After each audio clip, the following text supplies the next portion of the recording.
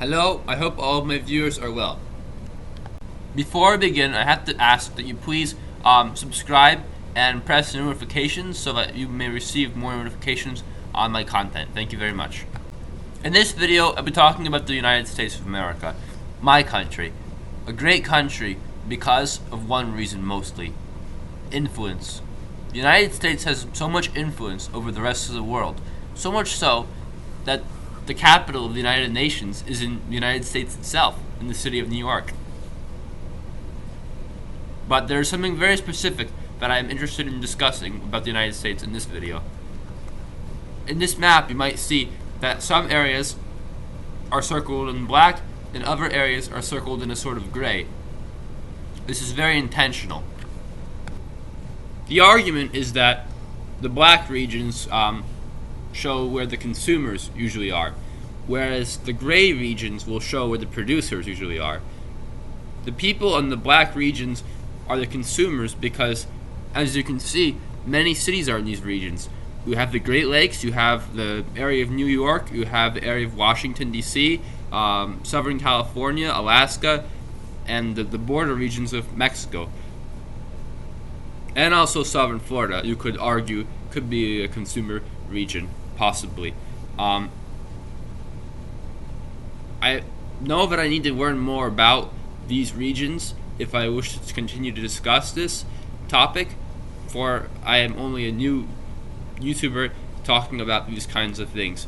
But I believe that perhaps in my argument, the gray regions are where the producers are, and the black regions where the consumers are. Yes. This is because in those gray regions, the producers live in the lands where there's more region to produce things for the consumers, which live in the cities. The cities which are usually in regions where the peninsulas are very long. In these kinds of regions, you see where this is where cities go because they're surrounded on many sides. A city that is surrounded on many sides is likely to have more production, more people going in there because it can be accessed from many different regions. For example, cities like New York City in New York State, it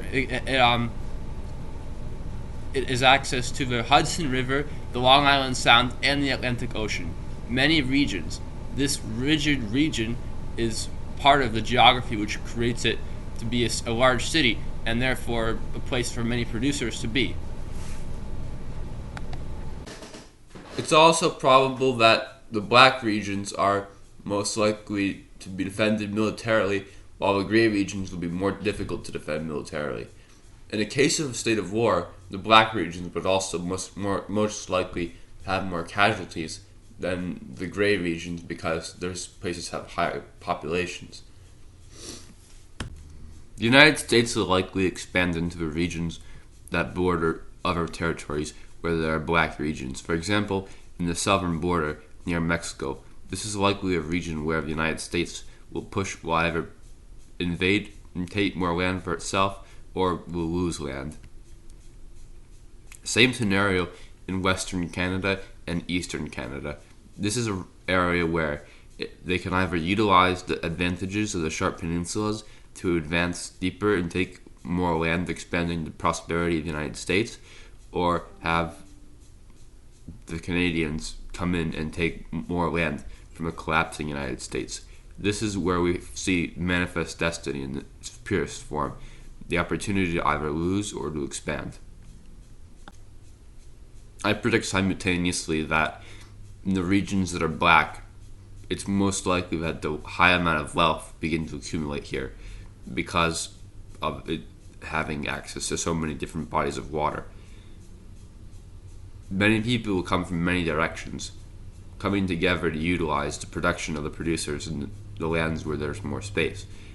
And at the same time, the consumers would be put into cubes like as if they were machines or animals to be fed like livestock.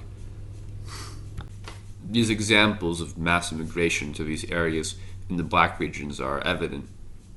You can see this with either the Russian colonization of Alaska, Asian and other peoples coming into places like Angel Island in the Pacific, and people from Europe and other places throughout the centuries coming to Ellis Island in the east.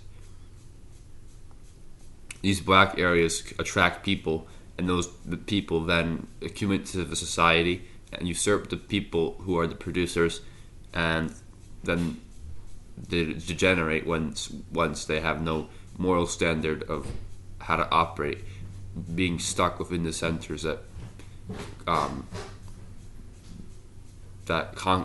keep them like slaves in their consumer regions. Thank you so much for watching. I hope you all have a great day.